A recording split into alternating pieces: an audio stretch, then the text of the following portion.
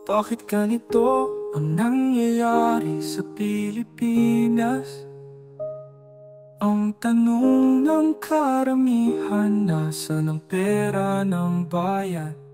Araw-araw lumalaban sa kahirapan, tapos ninanakawan lang tayo ng harap-harapan.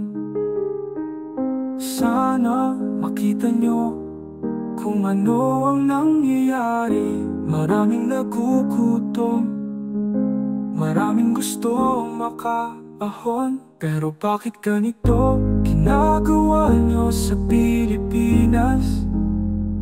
Saka na mga nakaupo, mga anak nyong maluluho. Bigyan ng hustisya ang pera ng bayan. Mag-ingay tayo, Pilipinas.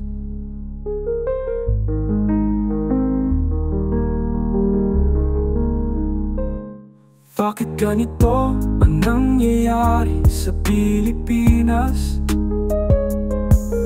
Saka na mga nakaupo, mga anak nyong maluluho.